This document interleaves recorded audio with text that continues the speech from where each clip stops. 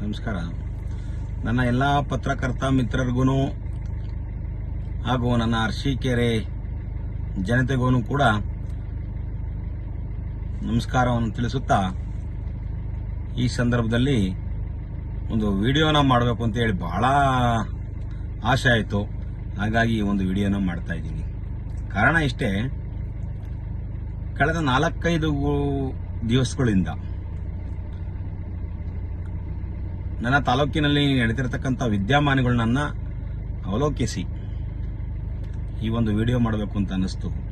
ಹಾಗಾಗಿ ಮಾಡ್ತಾ ಇದ್ದೀನಿ. ಯಾರೂ ಕೂಡ ಅನ್ಯದ ಕೂಡ ಬಯಸಬಾರ್ದು. ಕಾರಣ ಇಷ್ಟೇ, ಕಳೆದ 4-5 ದಿನಗಳಿಂದ ಮಾಜಿ ನಗರಸಭೆ ಅಧ್ಯಕ್ಷರು ಹಾಗೂ ತುಮಕೂರು ಜಿಲ್ಲೆ ತಿಪಟೂರು ತಾಲೂಕಿನ ನೊಣನಕೆರೆ ಗ್ರಾಮದ NR ಸಂತೋಷ್ ಅವರ ವಿಡಿಯೋಗಳು ಹಾಗೂ ಈಗಿನ ನಗರಸಭೆ ಅಧ್ಯಕ್ಷ ಆದಂಥ ಸಮೀವುಲ್ಲಾ ಮತ್ತು ಈಗಿನ ಶಾಸಕರಾದಂಥ ಶಿವಲಿಂಗೇಗೌಡರ ವಿಡಿಯೋಗಳು, ಪ್ರೆಸ್ ಮೀಟ್ಗಳು ಎಲ್ಲವನ್ನೂ ಕೂಡ ಕಳೆದ 4 ದಿವಸದಿಂದ ನಾನು ನೋಡ್ತಾನೇ ಇದ್ದೆ. ಕಾರಣ ಇಷ್ಟೇ, ನಾನು ನಿನ್ನೆ ಒಂದು ವಿಡಿಯೋ ನೋಡಿದೆ. ಯಾರು NR ಸಂತೋಷ್ ಅವರ ಒಂದು ಪೇಜಲ್ಲಿರ್ತಕ್ಕಂಥ ವಿಡಿಯೋ. ಏನಂತ ಹೇಳಿದ್ರೆ, ರಾತ್ರಿ 1:30 ಸಮಯದಲ್ಲಿ ಪ್ರತಿಭಟನೆಗೆ ಕೂರುವಂಥದ್ದು ರಾಘವೇಂದ್ರ ಹೋಟೆಲ್ ಮುಂಭಾಗ. ನಾನು ರಾತ್ರಿ ಅಂದ್ಕೊಂಡು, ಯಾಕೆ ಕೂರ್ತಾ ಇದಾರೆ, ಏನು ರಾತ್ರಿ 1:30 ಸಮಯದಲ್ಲಿ ಏನು PP ಸರ್ಕಲ್ ರೌಂಡ್ ಹೊಡಿತಾವ್ರೆ, ಏನೋ ವಾಕಿಂಗ್ ಏನಾದ್ರು ಮಾಡ್ತಾ ಇರಬೇಕಲ್ಲ ಅಂತ ಅಂದ್ಕೊಂಡೆ. ಬೆಳಿಗ್ಗೆ ಗೊತ್ತಾಯ್ತು ನನಗೆ, ಇವರು ಪ್ರತಿಭಟನೆ ಮಾಡ್ತಾ ಇದ್ದಾರೆ ರಾತ್ರಿ 1:30 ಸಮಯದಿಂದ ಅಂತೇಳಿ. ಕಾರಣ ಗೊತ್ತಾಗ್ಲಿಲ್ಲ. ಆಮೇಲೆ ಕಾರಣ ಯಾರೋ ಹಿಂಗೆ ನನ್ನ ಸ್ನೇಹಿತರು ಯಾರೋ ಕಾಲ್ ಮಾಡಿದ್ರು, ಏನು ಕಾರಣ ಅಂತ ಕೇಳಿದೆ. ಕಾರಣ ಏನಿಲ್ಲ ಅಣ್ಣ, ಸಮೀವುಲ್ಲಾ ಶಾಸಕರು ಸೇರ್ಕೊಂಡು NR ಸಂತೋಷ್ ಅವ್ರ ಮೇಲೆ ಅಟ್ರಾಸಿಟಿ ಕೇಸ್ ಹಾಕ್ಸವ್ರೆ ಅಂತ ಹೇಳಿ.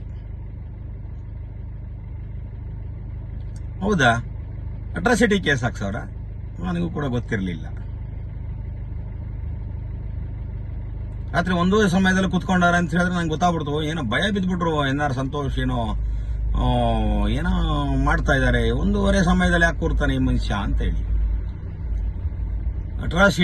ಅಟ್ರಾಸಿಟಿ ಕೇಸ್ಗೆ ಭಯ ಬಿದ್ದು ರಾತ್ರಿ 1:30 ಸಮಯದಲ್ಲಿ ಪ್ರತಿಭಟನೆ ಕೂರ್ತೀರಿ. NR ಸಂತೋಷ್ ಅವರೇ, ನಾನು ನಿಮ್ಗೊಂದು ಕಿವಿ ಮಾತು ಸುಮಾರು ಸಲ ಹೇಳಿದ್ದೆ ಅಂದ್ಕೊಂತೀನಿ. ನಾನು ನೀವು ಕಿವಿ ಮಾತು ಕೇಳಲ್ಲ, ಇತ್ತಾಳೆ ಕಿವಿ ಅನ್ನೋದು ಬಹಳ ಚೆನ್ನಾಗಿ ಗೊತ್ತು ನನಗೆ. ನಮ್ಮ ಮಾತುಗಳು, ನಮ್ಮಂತರ ಮಾತುಗಳನ್ನೆಲ್ಲ ಕೇಳಕ್ ಹೋಗಲ್ಲ. ನೀವು ಕಳೆದ ಚುನಾವಣೆ ಸಮಯದಲ್ಲಿ ನಮ್ಮ ಕ್ಷೇತ್ರಕ್ಕೆ ಬಂದಂತ ಸಂದರ್ಭದಲ್ಲಿ ಎಷ್ಟು ಜನ ಅಮಾಯಕರ ಮೇಲೆ ನೀವು ಅಟ್ರಾಸಿಟಿ ಕೇಸ್ ಹಾಕ್ಸಿದ್ರಿ? ಎಷ್ಟು ಜನ ಅಮಾಯಕರ ಮೇಲೆ ಅಟ್ರಾಸಿಟಿ ಕೇಸ್ ಹಾಕ್ಸಿದ್ರಿ? ಅಮಾಯಕರುಗಳ ಮೇಲೆ ಅಧಿಕಾರ ಇತ್ತು, ಅಧಿಕಾರನ ದುರ್ಬಳಕೆ ಮಾಡಿಕೊಂಡು, ಪೊಲೀಸ್ ಇಲಾಖೆನ ದುರ್ಬಳಕೆ ಮಾಡಿಕೊಂಡು ಸುಮಾರು ಅಮಾಯಕರುಗಳ ವಿರುದ್ಧ ಅಟ್ರಾಸಿಟಿ ಕೇಸ್ ಹಾಕ್ಸಿದ್ರಿ. ಆ ಅಮಾಯಕರುಗಳು ಇನ್ನೂ ಕೂಡ ಹಾಸನ್ ಕೋರ್ಟಿಗೆ ಹೋಗೋದು ಬರೋದು, ಹಾಸನ್ ಕೋರ್ಟ್ಗೆ ಹೋಗೋದು ಬರೋದು ಮಾಡ್ತಾ ಇದ್ದಾರೆ. ನೀವು ಇವತ್ತು ನಿಮ್ಮ ಮೇಲೆ ಒಂದು ಕೇಸ್ ಬಿತ್ತು ಅಂತ ರಾತ್ರಿ 1:30 ಹೋಗಿ ಕುತ್ಕೊಂಡಿದ್ದೀರಲ್ಲ, ಯಾವ ಲೆಕ್ಕ ನಿಮ್ಗೆ ಅಲ್ವೇ? ಹೋಗಿ ಕೋರ್ಟ್ಗೆ ತಗೊಳ್ಳಿ ಬೇಲು, ಹೋಗಿ ಕೋರ್ಟ್ ಅಲೀಲಿ. ನೀವೂ ಕೂಡ ಅಲಿಬೇಕಲ್ವೇನ್ರಿ? ನೀವು ಕೂಡ ಬೇರೆಯವ್ರ ಮೇಲೆ ಸುಳ್ಳು ಕೇಸ್ಗಳನ್ನ ದಾಖಲೆ ಮಾಡಿಸಿದ್ರಲ್ವಾ ನೀವು? ಯಾವ ನೈತಿಕತೆ ಇಟ್ಕೊಂಡು ಪ್ರತಿಭಟನೆ ಮಾಡ್ತಾ ಇದ್ದೀರಾ ನೀವು? ಅಮಾಯಕರುಗಳು. ಒಬ್ಬ ಟ್ಯಾಕ್ಸಿ ಡ್ರೈವರ್ ರೀ, ಅವನೊಬ್ಬ ನನಗೆ ಗೊತ್ತಿರತಕ್ಕಂಥ ಹುಡುಗ, ಅವನು ಗೀಜಿಹಳ್ಳಿ ಕಿರಣ. ಇನ್ನೊಬ್ಬ ನನಗೆ ಬೇಕಾಗಿರ್ತಕ್ಕಂಥ ಹುಡುಗ, ಅವನು ಯಾರು, ಯಾದವಪುರ ತೇಜಸ್ಸು. ನನಗೆ ಆತ್ಮೀಯ ಸ್ನೇಹಿತನು ಒಬ್ಬ, ಕಾಂಗ್ರೆಸ್ ಅಲ್ಲಿ ಇದ್ರು ಕೂಡ ಒಬ್ಬ ಸ್ನೇಹಿತನಾಗಿರ್ತಕ್ಕಂಥ ಪನ್ಸಮುದ್ರ ಚರಣ. ಇನ್ನೊಬ್ಬ ನನ್ನ ಸ್ನೇಹಿತ ಅಡ್ವೊಕೇಟ್ ಆಗಿರ್ತಕ್ಕಂಥ ಮೋಹನ್ ಮೇಟಿಕೊರ್ಕೆ. ಇನ್ನೊಬ್ರು ನನ್ನ ಆತ್ಮೀಯ ಸ್ನೇಹಿತರು ಅಣ್ಣಾಕ್ನಳ್ಳಿ ವಿಜಯ್ ಕುಮಾರ್. ಇವರೆಲ್ಲರನ್ನು ಸೇರಿಸಿ ಅಟ್ರಾಸಿಟಿ ಕೇಸ್ ಹಾಕ್ಸಿ ಇಲ್ಲಿವರೆಗೂ ಅಲ್ಸಿದ್ರಲ್ಲ ಅವ್ರನ್ನ ನೀವು. ಕರ್ಮ ಬಿಡ್ತೇನೆ ನಿಮ್ಮನ್ನ, ಕರ್ಮ ಬಿಡ್ತೇನ್ರಿ.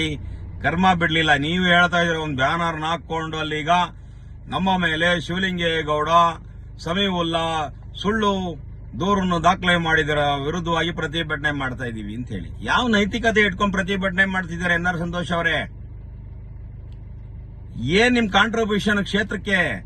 ಎಲ್ಲೋದ್ರು ನಿಮ್ಗೆ ನೀವು ನಂಬಿರ್ತಕ್ಕಂಥ ಕಾರ್ಯಕರ್ತರು, ನಿಮ್ಮನ್ನ ನಂಬಿರ್ತಕ್ಕಂಥವ್ರು, ನೀವು ನಂಬಿರ್ತಕ್ಕಂಥವ್ರಲ್ಲ, ನಿಮ್ಮನ್ನ ನಂಬಿದಿರ್ತಕ್ಕಂಥ ಕಾರ್ಯಕರ್ತರುಗಳು ಅವತ್ತು 76,000 77,000 ವೋಟ್ ಕೊಡಿಸಿದ್ರಲ್ಲ, ಇನ್ಕ್ಲೂಡ್ ಬಿಜೆಪಿ ಕಾರ್ಯಕರ್ತರುಗಳು ಕೂಡ, ನಿಷ್ಠಾವಂತ ಬಿಜೆಪಿ ಕಾರ್ಯಕರ್ತರುಗಳು, ಕಟ್ಟಾರ್ ಹಿಂದೂವಾದಿ ಬಿಜೆಪಿ ಕಾರ್ಯಕರ್ತರುಗಳು ನಿಮ್ಗೆ ಓಟ್ ಹಾಕ್ಸಿದ್ರಲ್ರಿ ಆ ಕ್ಷೇತ್ರಗಳಲ್ಲಿ, ಆ ಒಂದು ಹೋಬಳಿಗಳಲ್ಲಿ.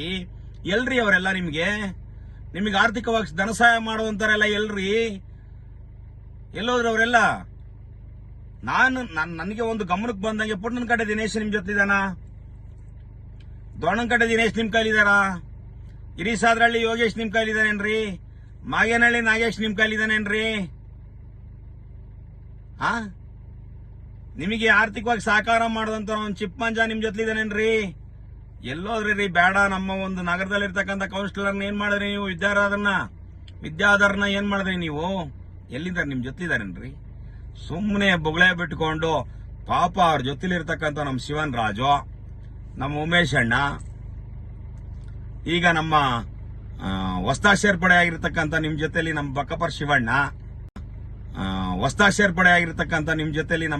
ಶಿವಣ್ಣ, ಇವ್ರನ್ನೆಲ್ಲ ಮತ್ತೆ ಕಾಲ್ ಮಾಡ್ತೀರಿ ನೀವು ಅಂತ ಕೇಳೋದೊಂದು ಪ್ರಶ್ನೆ.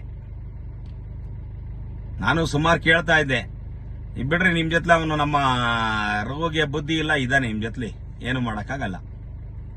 ಅವನಿಗೂ ಸ್ವಲ್ಪ ದಿವಸ ಆದ್ರೆ ಜ್ಞಾನೋದಯ ಆಗ್ತದೆ ಅಂತ ಅನ್ಕೊಂತೀನಿ. ನಿಮ್ ಜೊತೆಲಿ ಇರ್ತಕ್ಕಂಥವ್ರಿಗೆ ಮೊದಲಿನಿಂದ ಏನಾರು ಮಾಡಿದ್ರ? ಯಾರನ್ನಾರು ಉಳಿಸ್ಕೊಂಡ್ರೇನ್ರಿ? ನಿಮ್ಗೆ ಯಾರನ್ನಾರು ಉಳಿಸ್ಕೊಳ್ಳೋ ನಿಮ್ಗೆ ಸಂದರ್ಭಗಳು ಬಂದಂತ ಸಂದರ್ಭದಲ್ಲಿ ಯಾರನ್ನಾರು ಉಳಿಸ್ಕೊಂಡ್ರ? ಎಷ್ಟ್ ಜನನ ಜೈಲಿಗೆ ಕಳಿಸಿದ್ರಿ? ಎಷ್ಟ್ ಜನ ಮೇಲೆ ಕೇಸ್ ಹಾಕ್ಸಿದ್ರಿ? ಎಷ್ಟ್ ಜನ ಕೋರ್ಟು ಕಚೇರಿ ಅಂತ ಅಲಿತವ್ರೆ? ಎಷ್ಟ್ ಜನ ಇನ್ನೂ ಕೂಡ ನೋವು ಅನುಭವಿಸ್ತಾ ಇದ್ದಾರೆ? ಅವತ್ತು ಎಲ್ಲಾ ಬಿಟ್ಟುನು ಕೂಡ ನಿಮ್ ಪರವಾಗಿ, ಪಕ್ಷ ಬಿಟ್ಟು ಕೂಡ ನಿಮ್ ಪರವಾಗಿ ಬಂದು ಕೆಲಸ ಮಾಡಿದಂತ ಕಾರ್ಯಕರ್ತರು ನಿಮ್ ಜೊತೆ ಇದ್ದಾರೆ. ಇವತ್ತು ಬಿಜೆಪಿ ಕಾರ್ಯಕರ್ತರು ಅವ್ರೇನ್ರಿ? ಇಲ್ಲ. ಇವತ್ತು ಯಾವ ನೈತಿಕತೆ ಇಟ್ಕೊಂಡು ಶಾಸಕನ ವಿರುದ್ಧ, ನಗರಸಭೆ ಅಧ್ಯಕ್ಷನ ವಿರುದ್ಧ ನನ್ನ ಮೇಲೆ ಸುಳ್ಳು ದೂರು ದಾಖಲೆ ಮಾಡ್ಬಿಟ್ಟ ಅಂತ ಯಾವ ಪ್ರತಿಭಟನೆ ಮಾಡ್ತೀರಿ ನೀವು? ಯಾವುದಿದೆ ನಿಮ್ಗೆ ನೈತಿಕತೆ ಇದರಲ್ಲಿ? ಕ್ಷೇತ್ರಕ್ಕೆ ಏನಾದ್ರೂ ಒಂದು ಕೊಡುಗೆ ಇದೆ ಏನ್ರಿ ನಿಮ್ದು? ಏನ್ ಕೊಡುಗೆ ಇದೆ ಅಂತ ಹೇಳ್ಬಿಡ್ರಿ, ಆಯ್ತು ನಾವು ಕೇಳ್ಕೊಂಡು ನಿಮ್ಮನ್ನ ಸಲಹೆ ಮಾಡ್ಕೊಂಡು ನಿಮ್ ಜೊತೆ ಜೀವನ ಮಾಡ್ಬಿಡ್ತೀರಿ ನಾವೆಲ್ಲ. ಏನಿದೆ ನಿಮ್ದು ಕೊಡುಗೆ? ಬರೀ ಕೇಸು ನೀವು ಬಂದಾಗಿಂದ ಅಟ್ರಾಸಿಟಿ ಕೇಸು, ಕೋರ್ಟು ಕಚೇರಿ, ಸ್ಟೇಷನ್, ಬೇಲು, ಜೈಲು, ಇಷ್ಟೇ ನೋಡೋದಾಯ್ತಲ್ವೇನ್ರಿ ಎಲ್ಲಾರ್ದು ಕೂಡ? ನಿಮ್ ನಂಬ್ಕೊಂಬಂದಾರಲ್ಲ ಅದೇ ಕಡೆ ಗೋಳಾಗಿರೋದು. ಎಲ್ಲಾರು ಕೋರ್ಟು ಕೇಸು ಕಚೇರಿ ಜೈಲು ಇದೇ ತರ ನೋಡ್ತಿರೋದು. ಇದು ರಾಜಕಾರಣ? ಇದು ಯಾರು ರಾಜಕಾರಣ ಅಂತಾರ? ಇದಕ್ಕೆ ರಾಜಕಾರಣ ಅಂತ ಹೇಳಿದ್ರೆ ನನಗೆ ಗೊತ್ತಿರಂಗೆ ಎನ್.ಆರ್. ಸಂತೋಷ್ ಅವರೇ ತಿಳ್ಕೊಳ್ಳಿ, ಏನು ಜನಗಳ ಮಧ್ಯೆ ಹೋಗಿ ಜನಗಳ ಕಷ್ಟಕ್ಕೆ ಸ್ಪಂದನೆ ಮಾಡೋಂಥದ್ದು ರಾಜಕಾರಣ. ಅದಾಯ್ತೇನ್ರಿ? ಅದನ್ನ ಬಿಟ್ಟು ಅವನೇನೋ ಅವನೇನೋ ಹಗರಣ ಮಾಡ್ದ, ಯಾರೇನ್ ಸಾಚಿಸ್ತಿದಾರೇನ್ರಿ? ಯಾರು ಸಾಚಿಸ್ತಿದ್ದಾರೆ? ಎಲ್ಲಾರು ಕೂಡ ತಿಂದಿರೋರೆ. ಯಾರೇನ್ ರಾಜವಂಶದಿಂದ ಬರ್ಲಿಲ್ಲ, ಎಲ್ಲಾರು ಆ ಒಂದು ಫ್ಯಾಮಿಲಿಗಳು, ಎಲ್ಲ ರೈತರುಗಳು ಫ್ಯಾಮಿಲಿಗಳೇನೆ. ಚುನಾವಣೆ ಖರ್ಚುಗಳು ಎಲ್ಲಾರು ಹಗರಣ ದುಡ್ಡೇ ಮಾಡಿದ್ದು. ಯಾರಾದ್ರೂ ನಿಯತ್ತಿನ ದುಡ್ಡು ಮಾಡಿರ್ತಕ್ಕಂಥವನು ಬಂದು ನೀವೇನೋ ಹೇಳ್ತಿರಲ್ಲ ಇವತ್ತು, ಇದೇನು ಜೇನಕಲ್ ಸಿದ್ದಪ್ಪ, ಧರ್ಮಸ್ಥಳ ಮಂಜುನಾಥ ಅಂತ ಹೇಳಿ, ನಿಮಗೆ ಎಲ್ಲರಿಗೂ ಕೂಡ ಹೇಳ್ಕೊಡುವಂಥದ್ದು, ಎಲ್ಲರಿಗೂ ಕೂಡ, ಎಲ್ಲ ಹಾಲ್ ಪಾರ್ಟೀಸ್. ನೀವೇನ್ ಮಾತೆತ್ತೀರಿ? ದೇವ್ರನ್ನ ತಾಂಬತ್ ತೋರಿಸ್ತಿರಲ್ಲ ಜೇನಕಲ್ ಸಿದ್ದಪ್ಪನ. ನಿಮ್ ನಿಯತ್ತಾಗ ಆತ್ಮಸಾಕ್ಷಿಯಿಂದ ಒಪ್ಕೊಳ್ಳಿ, ನಿಮ್ಗೆ ಯಾವುದೂ ಕೂಡ ಹಗರಣ ದುಡ್ಡು ಬರಲಿಲ್ಲ. ನಾವು ರೈಟ್ ವೇಲಿ ಸಂಪಾದನೆ ಮಾಡಿದೀವಿ, ನಿಯತ್ತಿನ ದುಡ್ಡು ರೈಟ್ ವೇಲ್ ಖರ್ಚು ಮಾಡಿದ್ವಿ.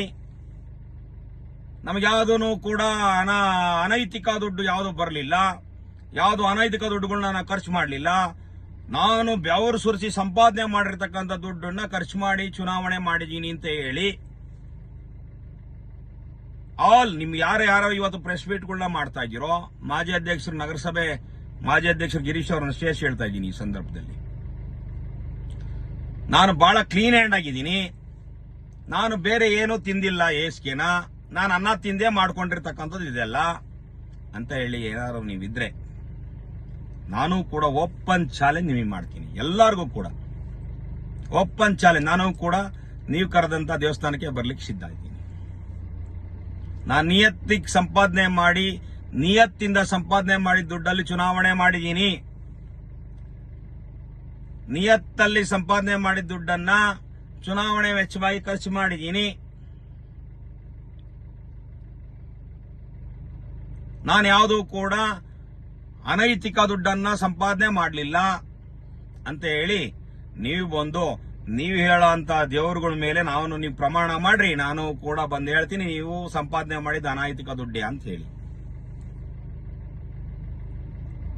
ಯಾವ್ದಾರನು ಕೂಡ ನಿಮ್ ಮನೆ, ಮಠ, ಆಸ್ತಿ, ಸೈಟು, ಜಮೀನು ಮಾರಿ ತಾಂಬಂದ್ ಏನಾದ್ರೂ ಚುನಾವಣೆ ಖರ್ಚು ಮಾಡಿದೀರಾ ಅಂತ ಹೇಳಿದ್ರೆ ನೀವು ಅವತ್ತು ನಾವು ನಿಮ್ಮನ್ನು ಒಪ್ಕೊಳ್ತೀರಿ. ತನ್ನ ಜಾಬಿಂದ ಏನಾದ್ರೂ ಖರ್ಚು ಮಾಡಿದೀನಿ ಸ್ವಾಮಿ, ತನ್ನ ಜಾಬಿಂದ ನಾನು ದುಡಿದು ಕಷ್ಟ ಬಿದ್ದು ಸಂಪಾದನೆ ಮಾಡಿರೋ ದುಡ್ಡನ್ನ ಇವತ್ತು ಚುನಾವಣೆ ವೆಚ್ಚವಾಗಿ ಖರ್ಚು ಮಾಡಿದೀನಿ ಅಂತ ನೀವು ಹೇಳ್ರಿ ನೋಡೋಣ. ನಾವು ಅವತ್ತಿಗೆ ನಿಮಗೆ ನೀವು ಹೇಳ್ದಂಗೆ ನಾವು ಕೇಳ್ತೀವಿ. ಅದನ್ನು ಬಿಟ್ಟು ನೀವು ಕೂತ್ಕೊಂಡಿದ್ ಗಾಜಿನ ಮನೆ, ಇನ್ನೊಂದು ಗಾಜಿನ ಮನೆ ಕಲ್ಲೊಡಿತೀರಿ. ನಿಮ್ ಗಾಜಿನ ಮನೆ ಕಲ್ಲೊಡೆಕ್ 100 ಜನ ಬರ್ತಾರೆ. ಹಾಗಾಗಿ ನೀವು ಇವತ್ತು ಏನು ಪ್ರೆಸ್ ಮೀಟು ಮಾಡ್ತಾ ಇರ್ತಕ್ಕಂಥ ಉದ್ದೇಶ ನನಗೆ ಬಹಳ ಅಂಡರ್ಸ್ಟ್ಯಾಂಡ್ ಆಗೈತಿ. ಏನ್ ನೀವು ಮಾಡೋ ಉದ್ದೇಶ, ನಿಮ್ ಟೀಮ್ ಮಾಡೋ ಉದ್ದೇಶ ಏನಕ್ಕೆ ಅನ್ನೋದು ನನಗೆ ಗೊತ್ತು. ಟೀಮ್ ಅಂತ ಹೇಳಿದ್ರೆ ನೀವು ಅಕ್ಕಪಕ್ಕ ಕೂರಿಸ್ಕೊಂಡಿದ್ದೀರಲ್ಲ, ಅವ್ರನ್ನೆಲ್ಲ ಹೇಳ್ತಾ ಇಲ್ಲ, ಬೇರೆಯವ್ರನ್ನ ಹೇಳ್ತಾ ಇರ್ತಕ್ಕಂಥ. ಫಸ್ಟ್ ನೀನು ಅಕ್ಕಪಕ್ಕದಲ್ಲಿ ಕೂತ್ಕೊಂಡಿರ್ತಕ್ಕಂಥವ್ರ ಪಾಪ ಅಮಾಯಕರಿದ್ದಾರೆ. ಅವ್ರನ್ನೆಲ್ಲ ಶಿವನ್ ರಾಜ್ ಆಗಿರ್ಬೋದು, ನಮ್ಮ ಉಮೇಶ್ ಅಣ್ಣ ಆಗಿರ್ಬೋದು, ಬಕಾಪರ್ ಶೆಟ್ರು ಶಿವಣ್ಣ ಆಗಿರ್ಬೋದು, ನಮ್ಮ ಲಾಡ್ಜ್ ರಮ್ಯವರಾಗಿರ್ಬೋದು, ನನಗೆ ಅಲ್ಲಿ ಕಂಡಂಗೆ ನಂಗೆ ಹೇಳ್ತಾ ಇದ್ದೀನಿ. ಬೇರೆ ನಾನು ನೋಡಕ್ ಆಗ್ಲಿಲ್ಲ ಜಾಸ್ತಿಯಾಗಿ. ಎಲ್ಲರನ್ನೂ ಕೂಡ ಹಾಳು ಮಾಡಕ್ ಹೋಗ್ಬೇಡಿ. ಎನ್.ಆರ್. ಸಂತೋಷ್ ಅವರೇ, ಬಹಳ ದಿವಸ ನಾಟಕೀಯ ಬೆಳವಣಿಗೆಗಳು, ಅದರಲ್ಲೂ ಕೂಡ 224 ಕಾನ್ಸ್ಟಿಟ್ಯೂನ್ಸಿಲಿ ಈ ಕಾನ್ಸ್ಟಿಟ್ಯೂನ್ಸಿ, ನನ್ನ ಕಾನ್ಸ್ಟಿಟ್ಯೂನ್ಸಿಲಿ ನಾಟಕದ ಪ್ರಪಂಚ ಎಲ್ಲೂ ನಡೆಯಲ್ಲ. ಇದು ಸಿದ್ರನಾಡು. ಅಷ್ಟು ಈಸಿಯಾಗಿ ಅಂಡರ್ ಎಸ್ಟಿಮೇಟ್ ಮಾಡಬೇಡಿ. ನಿಮ್ಮ ಮನಸ್ಸು ಒಂದ್ಸಲ ಕೇಳ್ಕೊಳ್ಳಿ. ನೀವು ನಾನು ಏನ್ ಮಾಡಿದ್ದೀನಿ, ಯಾರಿಗೆ ಏನ್ ಮಾಡಿದ್ದೀನಿ, ಯಾರನ್ನ ಬೆಳೆಸಿದ್ದೀನಿ, ನಾನು ನಿಮಗೆ ಅಧಿಕಾರ ಇದ್ದಾಗ ಯಾರನ್ನ ಬೆಳೆಸಿದ್ದೀನಿ ನಾನು ಅನ್ನೋದನ್ನ ನೀವು ಒಂದ್ ಸ್ವಲ್ಪ ಯೋಚನೆ ಮಾಡ್ಕೊಳ್ಳಿ, ಹಿಂದೆ ಮುಂದೆ ತಿಳ್ಕೊಳ್ಳಿ, ಆಯ್ತಾ.